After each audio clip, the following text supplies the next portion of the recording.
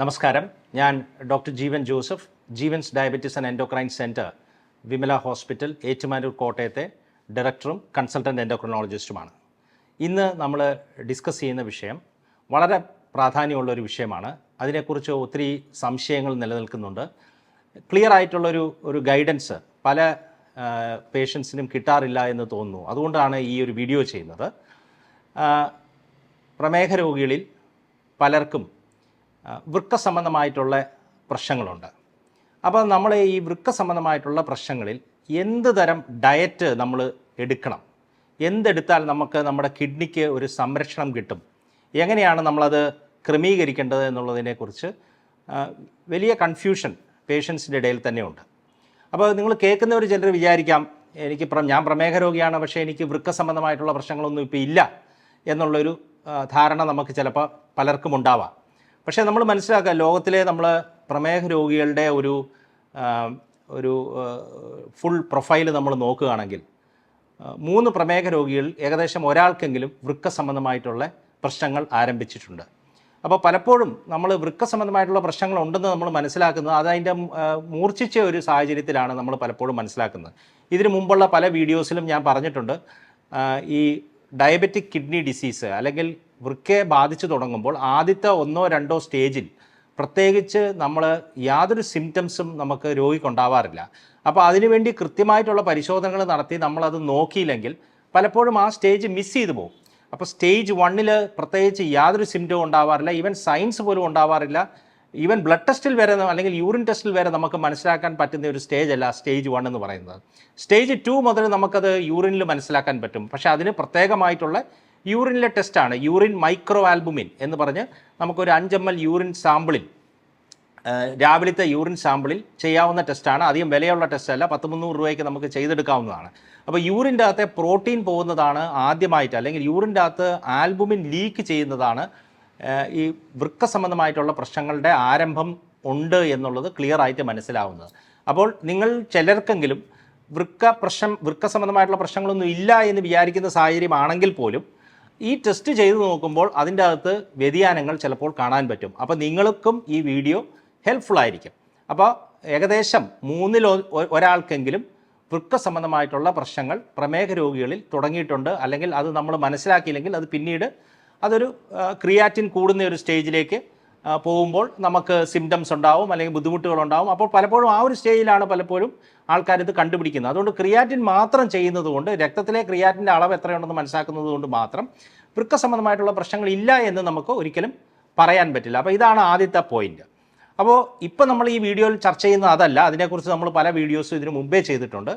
ഇപ്പോൾ നമ്മൾ ഡിസ്കസ് ചെയ്യുന്നത് വൃക്ക സംബന്ധമായിട്ടുള്ള പ്രശ്നങ്ങളുള്ള വ്യക്തികളിൽ നമ്മുടെ ഡയറ്റിൻ്റെ കാതലായ പ്രിൻസിപ്പിൾസ് എന്തായിരിക്കണം എന്നുള്ളതാണ്. കാരണം ഒരാൾക്ക് ഒരു പ്രത്യേക ഡയറ്റ് നമുക്ക് കൊടുക്കാൻ പറ്റില്ല. കാരണം ഓരോരുത്തർക്കും അവരവരുടെ ഇഷ്ടാനിഷ്ടത അനുസരിച്ച് അവരുടെ ഡയറ്റിൽ വ്യത്യാസങ്ങൾ വരും.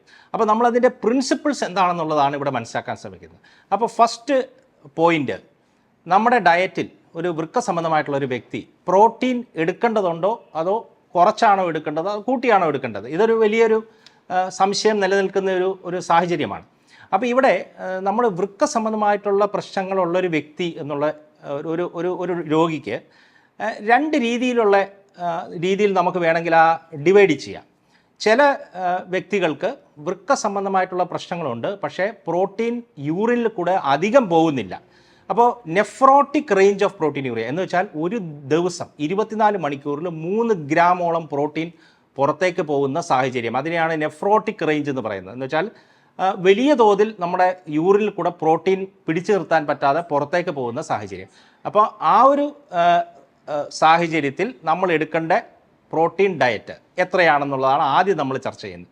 അപ്പോൾ ഒരുപാട് പ്രോട്ടീൻ പോകുന്നുണ്ടെങ്കിൽ നമുക്ക് റീസണബിൾ ആയിട്ടുള്ളൊരു പ്രോട്ടീൻ ഡയറ്റ് നമുക്ക് എടുക്കാം. എന്ന് വെച്ചാൽ ഒരു 0.8 ഗ്രാം പെർ ഡേ എന്നുള്ള ഒരു രീതിയിലുള്ളൊരു ഡയറ്റ് നമുക്ക്, പ്രോട്ടീൻ ഡയറ്റ് നമുക്ക് എടുക്കാവുന്നതാണ്. അപ്പോൾ 0.8 gram per kilogram per day എന്നുള്ള രീതിയിലുള്ളൊരു പ്രോട്ടീൻ ഡയറ്റ് നമുക്ക് എടുക്കാവുന്നതാണ്. അപ്പോൾ അത് ഒരു റീസണബിൾ റേഞ്ചാണ്, നമ്മളൊരു നോർമൽ റേഞ്ച് പ്രോട്ടീനാണ്. അപ്പോൾ നമ്മൾ അങ്ങനെയുള്ളൊരു വ്യക്തിക്ക് എന്ന് വെച്ചാൽ ഒരുപാട് പ്രോട്ടീൻ പോകുന്നുണ്ടെങ്കിൽ നമ്മൾ അമിതമായി പ്രോട്ടീൻ എടുക്കേണ്ട കാര്യമില്ല, പക്ഷേ അത് കുറയ്ക്കേണ്ട സാഹചര്യവുമില്ല. ഒരു റീസണബിൾ റേഞ്ചിൽ നമുക്ക് പ്രോട്ടീൻ കഴിക്കാം. അതുപോലെ തന്നെ പ്രമേഹ രോഗം കാരണം വൃക്ക സംബന്ധമായിട്ടുള്ള പ്രശ്നങ്ങളുണ്ട്. പക്ഷേ നെഫ്രോട്ടിക് റേഞ്ച് ഓഫ് പ്രോട്ടീനൂറിയ അല്ല, എന്ന് വെച്ചാൽ ഒരുപാട് പ്രോട്ടീൻ പോകുന്നില്ല, ചെറിയ തോതിൽ പോകുന്നുണ്ട്. അങ്ങനെയുള്ളവർക്ക് നോർമൽ റേഞ്ചിലുള്ള ഒരു പ്രോട്ടീൻ ഡയറ്റ് നമുക്ക് എടുക്കാം. ഒരുപാട് കൂടുതൽ എടുക്കേണ്ട കാര്യമില്ല. 0.6 to 0.8 gram per kilogram per day, ആ ഒരു റേഞ്ചിലുള്ളൊരു പ്രോട്ടീൻ ഡയറ്റ് നമുക്ക് എടുക്കാവുന്നതാണ്. മൂന്നാമത്തെ റേഞ്ച് അല്ലെങ്കിൽ മൂന്നാമത്തെ ഗ്രൂപ്പ് ഓഫ് പേഷ്യൻസ് ഡയാലിസിസ് എടുക്കുന്ന വ്യക്തികളാണ്. അപ്പോൾ ഡയാലിസിസ് ചെയ്യുന്ന വ്യക്തികളിൽ ഡയാലിസിസ് കാരണം തന്നെ പ്രോട്ടീൻ ഒരുപാട് റിമൂവ് ആയി പോകുന്നത് കൊണ്ട് ഒരു ഹയർ റേഞ്ച് ഓഫ് പ്രോട്ടീൻ നമ്മുടെ ഡയറ്റിൽ നമുക്ക് എടുക്കാവുന്നതാണ്. ഒരു 1 to 1.2 ഗ്രാം എന്നുള്ള റേഞ്ചിൽ നമുക്ക് പ്രോട്ടീൻ എടുക്കാവുന്നതാണ്. അപ്പോൾ ഇപ്പോൾ ഞാൻ പറഞ്ഞതിൻ്റെ പൊരുൾ, സാധാരണ ഡയാലിസിസ് അല്ലാതെ ഉള്ള വ്യക്തികളിൽ ഒരുപാട് പ്രോട്ടീൻ നമ്മുടെ യൂറിനിൽ കൂടെ പോകുന്നില്ലെങ്കിൽ നമുക്ക് ഒരു റീസണബിൾ റേഞ്ച് ഓഫ് പ്രോട്ടീൻ നമ്മുടെ ഡയറ്റിൽ എടുക്കാവുന്നതാണ്. അപ്പോൾ ഇപ്പോൾ ഞാൻ പറഞ്ഞത് ജസ്റ്റ് ഒരു ഗ്രാം പെർ കിലോഗ്രാം എന്നുള്ളൊരു മെഷർമെൻറ്റാണ്. അപ്പോൾ നിങ്ങൾ പലരും വിചാരിക്കുന്നുണ്ടാവും അത് എങ്ങനെ നമ്മൾ ഡയറ്റിലേക്ക് നമ്മൾ ട്രാൻസ്ലേറ്റ് ചെയ്യും. അപ്പോൾ ഇതിൻ്റെ തൊട്ടടുത്ത വ്യൂയിങ്ങിൽ തന്നെ ഇതിൻ്റെ കൂടെ തന്നെ ഒരു ചാർട്ട് നിങ്ങൾക്ക് ഇവിടെ കാണാൻ പറ്റും. അതിൻ്റെ ഒരു സ്ക്രീൻഷോട്ട് നിങ്ങൾ എടുത്തു വയ്ക്കുക. അതിൻ്റെ അകത്ത് നമ്മൾ കഴിക്കുന്ന ഓരോ കാര്യത്തിലും എത്രത്തോളം പ്രോട്ടീൻ ഉണ്ടെന്നുള്ളത് നമുക്ക് മനസ്സിലാവും. അപ്പം നമ്മൾ എടുക്കുന്നതിൻ്റെ അളവ് എത്രയാണോ അതനുസരിച്ചുള്ള പ്രോട്ടീൻ നമുക്ക് സ്വന്തമായിട്ട് തന്നെ കാൽക്കുലേറ്റ് ചെയ്തെടുക്കാം. അപ്പോൾ പ്രധാനപ്പെട്ട ആൾക്കാർ ചോദിക്കുന്നത് പ്രോട്ടീൻ പോകുന്നത് കൊണ്ട് അമിതമായി പ്രോട്ടീൻ എടുക്കേണ്ട സാഹചര്യമുണ്ടോ? അതിൻ്റെ ഉത്തരം വേണ്ട.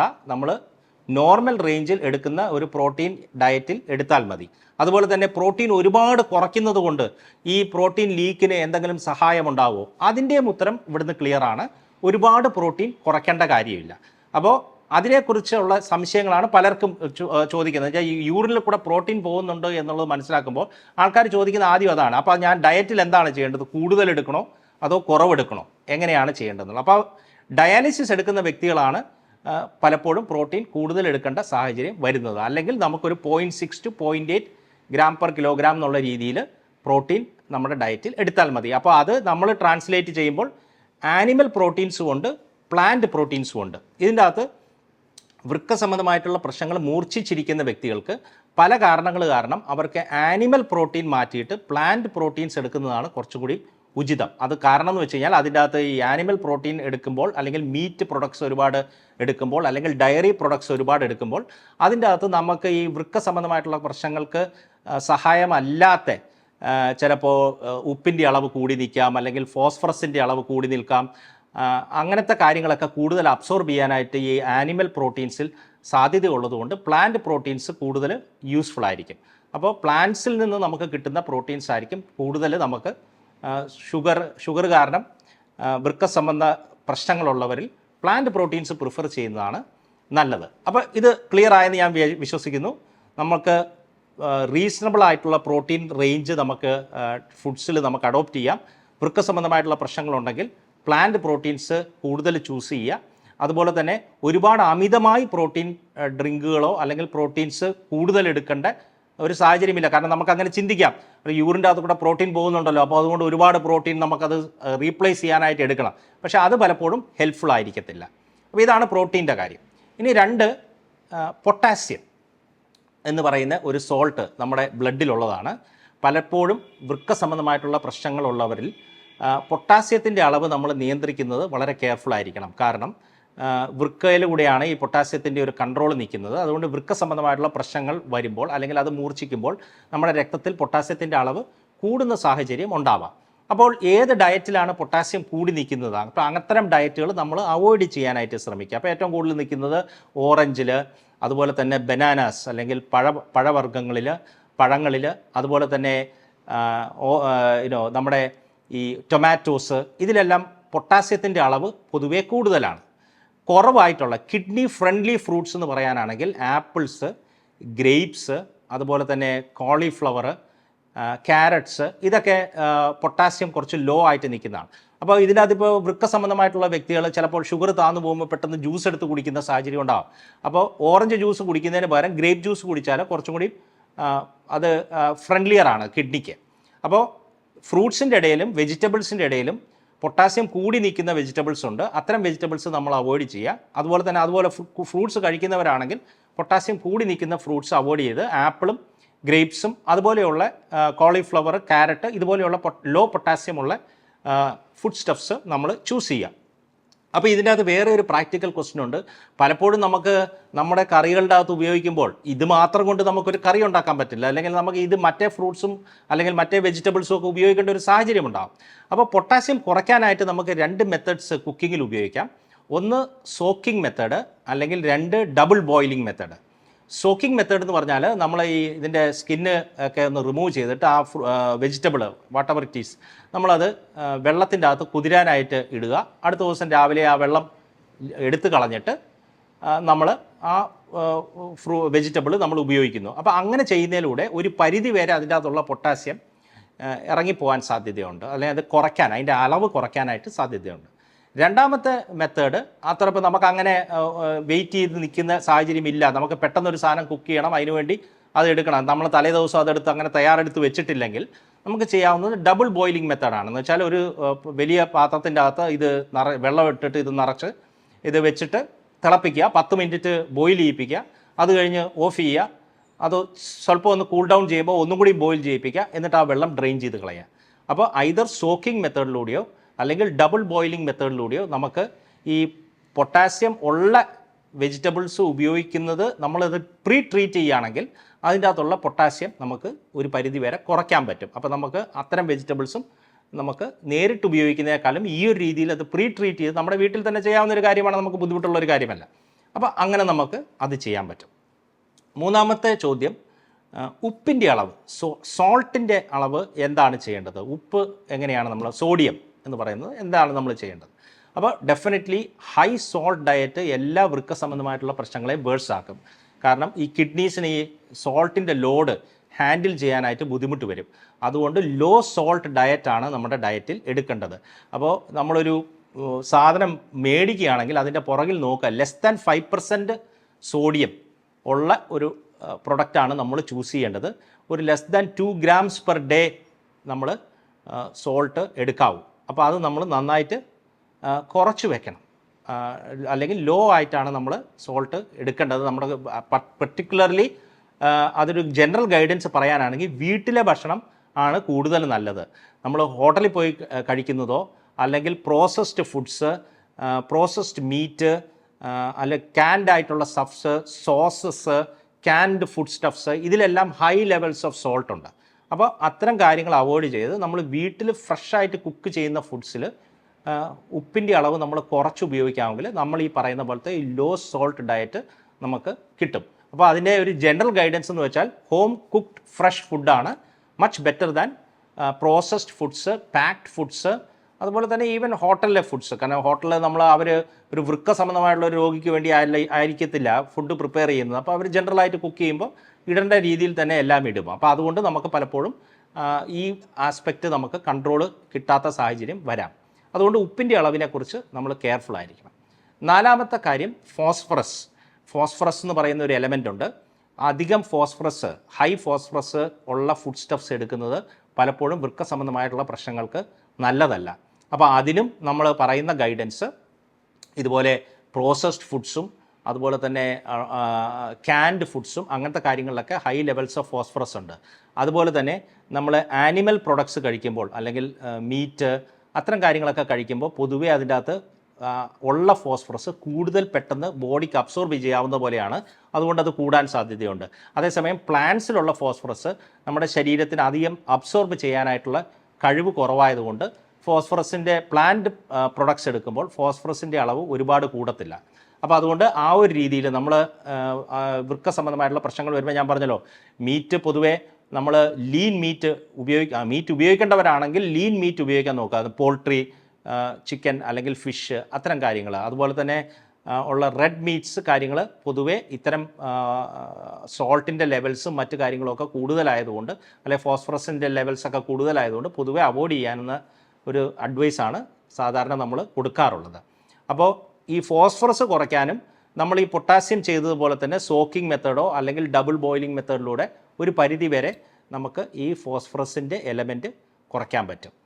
പിന്നെ ഏറ്റവും അവസാനത്തെ ചോദ്യം, നമുക്ക് വെള്ളം എത്ര കുടിക്കണം എന്നുള്ളതാണ്. അപ്പോൾ ഡെഫിനറ്റ്ലി നമ്മുടെ കിഡ്നീസിൻ്റെ കിഡ്നീസിനെ സാരമായി ബാധിച്ചിട്ടുണ്ട്, ക്രിയാറ്റിൻ കൂടി നിൽക്കുന്ന സാഹചര്യത്തിൽ നിങ്ങളുടെ നെഫ്രോളജിസ്റ്റിൻ്റെ അഡ്വൈസ് പ്രകാരം അവർ പറയുന്നതനുസരിച്ച് വേണം വെള്ളത്തിൻ്റെ അളവ് എടുക്കാൻ. പക്ഷേ പലപ്പോഴും ആൾക്കാർക്കൊരു തെറ്റിദ്ധാരണ നിൽപ്പുണ്ട്. എന്ന് വെച്ചാൽ വൃക്ക സംബന്ധമായിട്ടുള്ള പ്രശ്നങ്ങൾ വരാനായിട്ട് അമിതമായി വെള്ളം കുടിച്ചാൽ വൃക്ക സംബന്ധമായിട്ടുള്ള പ്രശ്നങ്ങൾ ഉണ്ടാവില്ല എന്നുള്ളൊരു ഫീലിംഗ് പലർക്കും ഉണ്ട്. അപ്പോൾ അത് സയൻറ്റിഫിക് ആയിട്ട് നമ്മൾ ഇൻവെസ്റ്റിഗേറ്റ് ചെയ്ത് നോക്കിയിട്ട് അങ്ങനെ ഒരു ബെനിഫിറ്റ് വെള്ളത്തിനില്ല. എന്ന് വെച്ചാൽ ഒരുപാട് വെള്ളം അനാവശ്യമായി കുടിക്കുന്നത് കൊണ്ട് വൃക്കയെ അത് ഒരുപാട് സംരക്ഷിക്കും എന്നുള്ള രീതിയിൽ നമ്മൾ ചിന്തിച്ച് അങ്ങനെ വെള്ളം കുടിക്കേണ്ട ആവശ്യമില്ല. അപ്പോൾ അതും നമ്മളൊരു നിയന്ത്രണത്തിൽ വേണം എടുക്കാനായിട്ട്. അപ്പോൾ നമ്മളിവിടെ പ്രധാനപ്പെട്ട 5 കാര്യങ്ങൾ നമ്മൾ ഡിസ്കസ് ചെയ്തു. ഡയറ്റിൻ്റെ അകത്ത് പ്രോട്ടീൻസ് നമ്മൾ എത്ര എടുക്കണം, അത് തന്നെ നമ്മൾ 3 ഭാഗമായിട്ട് 3 രീതികളിലുള്ള വ്യക്തികൾക്ക് വേണ്ടി എങ്ങനെയാണെന്നുള്ളത് ഡിസ്കസ് ചെയ്തു. എന്ത് തരം പ്രോട്ടീൻസ് എടുക്കാമെന്നുള്ളത് നിങ്ങൾ ആ ഫോട്ടോഗ്രാഫ് ഇതിനകത്ത് കാണിച്ചിരിക്കുന്ന ആ എലമെൻറ്റ് അത് നിങ്ങളൊന്ന് ഒരു സ്ക്രീൻഷോട്ട് എടുത്ത് നോക്കാമെങ്കിൽ അതിൻ്റെ പ്രാക്ടിക്കലായിട്ട് എങ്ങനെ അത് ചെയ്യാമെന്നുള്ളത് മനസ്സിലാക്കാം. പിന്നെ 2 നമ്മൾ പൊട്ടാസ്യം, ഏത് ഫുഡ് സ്റ്റഫ്സിലാണ് പൊട്ടാസ്യം കൂടുതൽ, ഏതിലാണ് കുറവ്, ഇനി കൂടുതലുള്ള സാധനങ്ങളിൽ എങ്ങനെ അത് നമുക്ക് പ്രാക്ടിക്കലായിട്ടുള്ള സോക്കിംഗ് മെത്തേഡിലൂടെ അല്ലെങ്കിൽ ഡബിൾ ബോയിലിംഗ് മെത്തേഡിലൂടെ അത് കുറയ്ക്കുന്ന രീതിയെക്കുറിച്ച് നമ്മൾ സംസാരിച്ചു. ഉപ്പ് കുറച്ച് നിർത്തണം എന്നുള്ള ആ ഒരു പോയിന്റ് നമ്മൾ ഡിസ്കസ് ചെയ്തു. ഫോസ്ഫറസ് നമ്മൾ കുറച്ച് നിർത്തേണ്ടതാണ്. അതിന് പ്ലാന്റ് പ്രൊഡക്ട്സ് എന്ന് വെച്ചാൽ വെജിറ്റേറിയൻ പ്രൊഡക്ട്സ് പൊതുവെ അതിൻ്റെ അകത്ത് ഫോസ്ഫറസ് അബ്സോർബ് ചെയ്യാനുള്ള സാധ്യത കുറയും. മീറ്റ് പ്രൊഡക്ട്സ് നമ്മൾ എടുക്കുകയാണെങ്കിൽ ലീൻ മീറ്റ് പ്രൊഡക്ട്സ് നമ്മൾ ചൂസ് ചെയ്യുന്ന കാര്യം നമ്മൾ സംസാരിച്ചു. പിന്നെ വെള്ളത്തിൻ്റെ അളവ് എങ്ങനെ വേണം എന്നുള്ളതും നമ്മൾ ഡിസ്കസ് ചെയ്തു. അപ്പോൾ ഇതിൻ്റെ ഒരു പ്രിൻസിപ്പിൾസ് ഞാനിനി ഈ അവസാനം കാണിക്കുന്ന ഒരു ഫോട്ടോഗ്രാഫിൻ്റെ അകത്ത് അത് ഇടാം. അപ്പോൾ അതും നിങ്ങൾക്ക് വേണമെങ്കിൽ സ്ക്രീൻഷോട്ട് എടുത്ത് വയ്ക്കാം. ആദ്യത്തെ ഫോട്ടോഗ്രാഫ് ഓരോ പ്രൊഡക്റ്റിൻ്റെ അകത്തും എത്ര പ്രോട്ടീൻ ഉണ്ടെന്നുള്ളതാണ്. രണ്ടാമത്തെ ഫോട്ടോഗ്രാഫ് നമ്മളിപ്പോൾ ഡിസ്കസ് ചെയ്തതിൻ്റെ ഒരു സാരാംശമാണ്. അപ്പോൾ ഈ ഒരു ജനറൽ പ്രിൻസിപ്പിൾസ് നിങ്ങൾ ഫോളോ ചെയ്യുകയാണെങ്കിൽ നമ്മുടെ വൃക്കയെ സംരക്ഷിക്കുന്ന രീതിയിലുള്ളൊരു ഡയറ്റ്, എന്ത് തരം ഡയറ്റ് ആയിരിക്കും എന്നുള്ളത് നിങ്ങൾക്ക് തന്നെ നിങ്ങളുടെ കാര്യങ്ങൾ അല്ലെങ്കിൽ നിങ്ങൾക്ക് ഇൻട്രസ്റ്റ് ഉള്ള ഫുഡ് വെച്ച് നിങ്ങൾക്ക് അത് ക്രമീകരിച്ചെടുക്കാവുന്നതാണ്. പിന്നെ ഡെഫിനറ്റ്ലി ഡയറ്റീഷ്യൻസ് ഉള്ള ഒരു ക്ലിനിക്ക് നിങ്ങൾ സമീപിക്കുകയാണെങ്കിൽ ആ ഒരു പ്രിൻസിപ്പിൾസ് ഉപയോഗിച്ചുകൊണ്ട് നിങ്ങളെ ഗൈഡ് ചെയ്ത് നിങ്ങൾക്ക് ഇഷ്ടമുള്ള ഫുഡ് സ്റ്റഫ്സ് വെച്ച് ഒരു നല്ലൊരു ഡയറ്റ് പ്ലാൻ ഉണ്ടാക്കി കൊടുക്കുന്നതിൽ നമ്മുടെ നല്ലൊരു ഡയറ്റീഷ്യൻ നിങ്ങളെ ഹെൽപ്പ് ചെയ്യുകയും ചെയ്യും. നന്ദി, നമസ്കാരം.